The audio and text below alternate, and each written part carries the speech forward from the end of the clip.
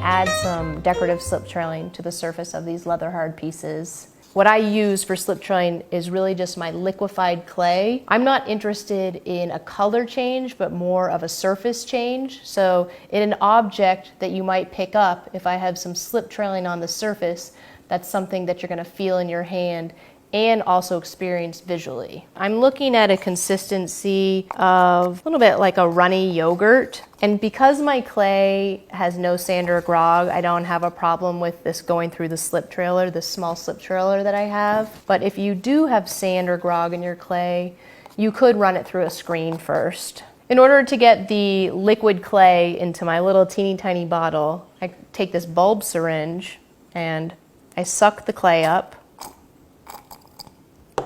and dispense it into this bottle.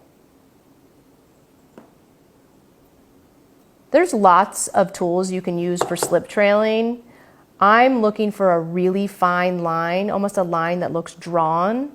And so the tip I'm going to use looks like this.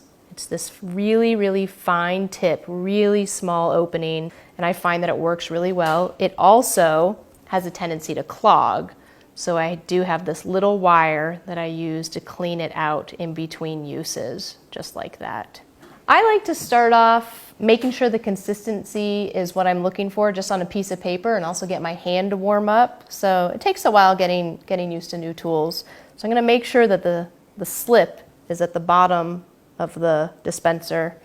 And I might just start drawing some floral patterns, something that I might put on my piece.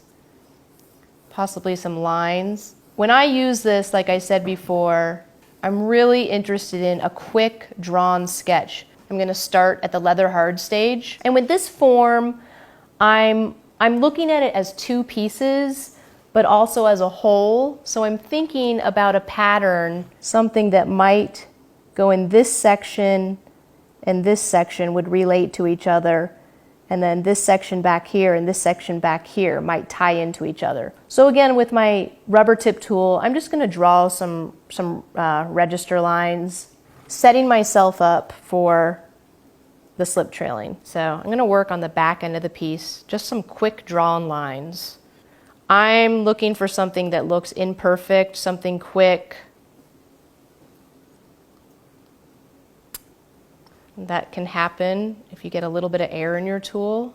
So what I'm doing is shaking the material back down. Okay, move to the next one.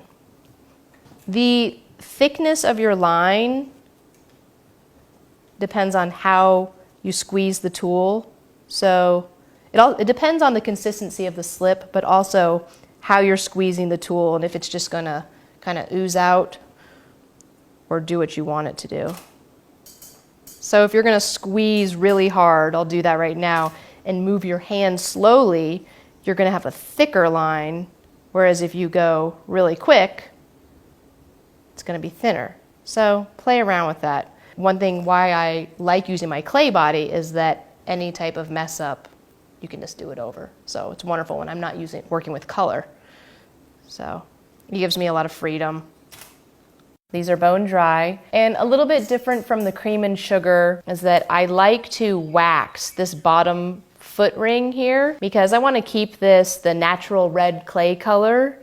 So I'm going to take my wax and just paint very carefully where I don't want the terra sigillata and underglaze to go. And if you're real careful with your painting of the terra sigillata and underglaze, you don't have to do this, but I find that I can get a little bit messy. We're going to apply the terra sigillata.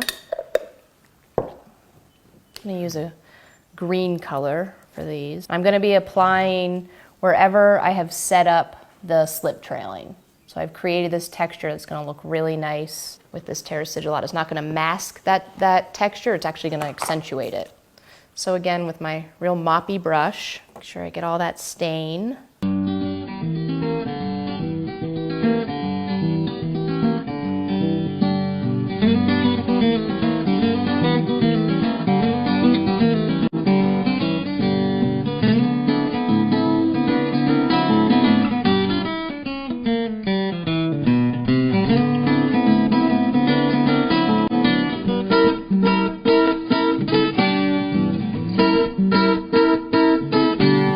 add this third coat, and you'll notice on raised surfaces that the sidge does not adhere as well, and so I actually like that. That's when I said it accentuated the lines. So let's burnish this, and you'll see it almost rubs away a little bit on those lines. So I've got the Terra Sigillata on in all the areas where I've slip trailed, and now I'm going to switch to underglaze. 2 to 3 coats. So I've put all the underglaze and Terra Sigillata on, and now I'm ready to work with my Sgraffito tool.